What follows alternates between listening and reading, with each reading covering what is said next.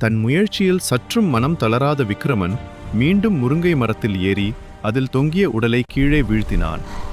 பின்னர் கீழே இறங்கி அதை தூக்கிக் கொண்டு மயானத்தை நோக்கிச் செல்லுகையில் அதனுள்ளிருந்த வேதாளம், மன்னா, உன்னுடைய கடும் முயற்சிகளை பார்த்தால் ஏதோ ஒரு சாதாரண விஷயத்திற்காக நீ இத்தனை பாடுபடுகிறாய் என்று தோன்றவில்லை.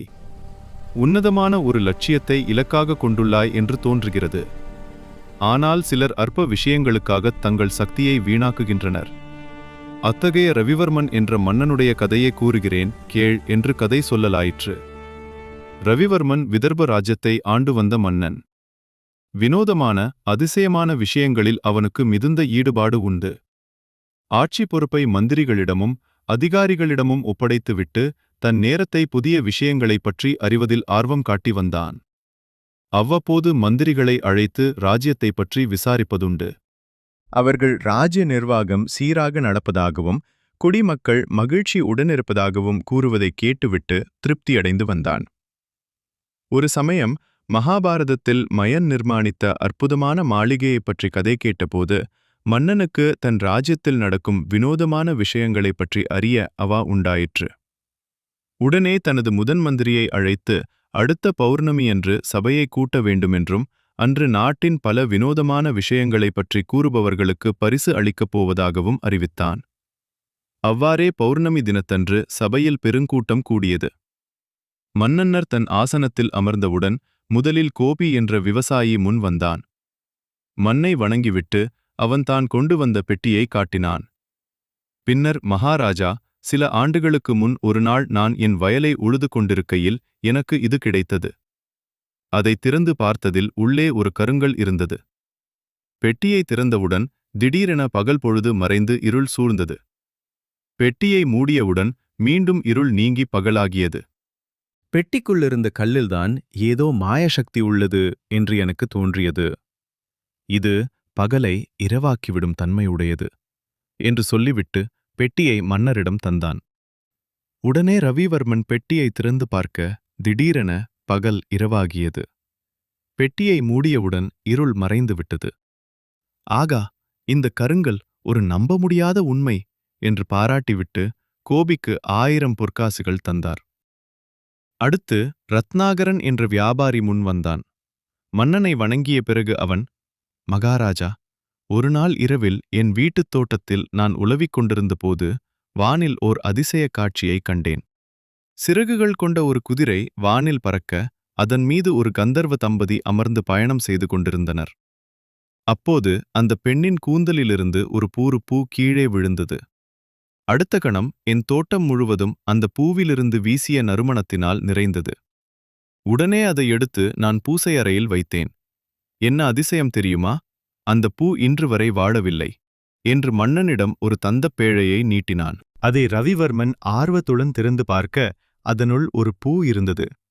அதிலிருந்து வீசிய நறுமணம் சபை முழுவதும் சூழ்ந்தது. இது நிச்சயம் கந்தர்வலோக மலர்தான். இதுவும் ஒரு நம்ப முடியாத உண்மை என்று புகழ்ந்த மன்னன் ரத்னாகரனுக்கு ஒரு முத்துமாலையை பரிசாக அளித்தான். அடுத்து கோபால் சர்மா என்ற பண்டிதர் முன்வந்து, மகாராஜா, என்னிடம் ஓர் அபூர்வ நாணயம் உள்ளது. அதை தொட்டால் பழைய விஷயங்கள் அனைத்தும் நினைவிற்கு வரும் என்று அந்த நாணயத்தை மன்னனிடம் தந்தார். அதை தொட்டவுடன் பழைய சம்பவங்கள் அனைத்தும் மன்னனுக்கு ஞாபகம் வர உடனே ஒரு தங்க மாலையை ஷர்மாவிற்கு பரிசு அளித்தான். அதற்கு பிறகு கம்பீரமான தோற்றம் கொண்ட ஓர் இளைஞன் முன் வந்தான். அவன் மன்னனை நோக்கி, மகாராஜா, என் பெயர் சிவதாஸ். நான் பிரதான வாயில் வழியே தர்பாரில் நுழையவில்லை. பின் எந்த வாயில் வழியாக வந்தேன் தெரியுமா என்று மன்னரையே கேள்வி கேட்டான். எந்த வாயில் வழியாக என்று ரவிவர்மன் ஆவலுடன் கேட்டான். நான் லஞ்ச வாயில் வழியாக வந்தேன் என்று அவன் கூறியதும் மன்னன் திடுக்கிட்டான். லஞ்ச வாயிலா? அது என்ன என்று மன்னன் கேட்டான். மகாராஜா, வினோதமான பொருட்களை தங்களிடம் காட்டி வெகுமதி பெற வந்தவர்கள் ஒவ்வொருவரிடமும் தங்களுடைய தர்பாரின் பிரதான வாயில் காவலர்கள் 10 பொற்காசுகள் லஞ்சம் வாங்கி இருக்கிறார்கள். நானும் அவ்வாறு லஞ்சம் கொடுத்த பிறகுதான் தர்பாரில் நுழைய அனுமதி கிடைத்தது. அப்படி இருக்கத் தங்கள் தர்பாரின் நுழைவு வாயிலை லஞ்ச வாயில் என்று அழைப்பதில் என்ன தவறு என்று பயமின்றி பேசினான் அந்த இளைஞன். என்ன என்று துள்ளி குதித்த மன்னன், என் காவலர்கள் லஞ்சம் வாங்குகின்றனரா? என்னால் நம்ப முடியவில்லை என்று அதிர்ச்சியுடன் கூறினான். மகாராஜா, உங்களால் நம்ப முடியவில்லை என்றா சொன்னீர்கள்? ஆம், அது நம்ப முடியாத உண்மைதான். நீங்கள் ஆட்சி பொறுப்பை ஒப்படைத்துள்ள அதிகாரிகள் அனைவரும் பொதுப்பணத்தையும் குடிமக்களிடமிருந்து வரி என்ற பெயரிலும் லஞ்சமாகவும் பணத்தை கொள்ளையடிக்கின்றனர். ஆனால் இவை எதுவுமே உங்களுக்கு தெரியாது. அந்த நம்ப முடியாத உண்மையை எடுத்துரைப்பதற்காகத்தான் நான் இங்கு வந்தேனே தவிர உங்களிடம் பரிசு பெறுவதற்காக அல்ல என்று இளஞ்சிங்கம் போல் கர்ஜித்தான். பல நாள்களாக தெரியாத ஓர் உண்மையை தெரிந்து கொண்ட அதிர்ச்சியிலிருந்து மீளுவதற்கு ரவிவர்மனுக்கு சில நிமிடங்கள் ஆயின. மந்திரிகள், அதிகாரிகள் அனைவரும் தலைகுனிந்தனர். தன் சிம்மாசனத்திலிருந்து எழுந்து வந்த ரவிவர்மன் இளைஞன் சிவதாசை அணுகி, இப்போது நீ கூறிய விஷயம்தான் மிகவும் நம்ப முடியாத அதிசயமான உண்மை என்று கூறி தன் கழுத்திலிருந்த வைரமாலையை அவனுக்கு அணிவித்தான். அதைத் தொடர்ந்து, உன்னை என் பிரதம ஆலோசகராக நியமிக்கிறேன் என்றும் அறிவித்தான்.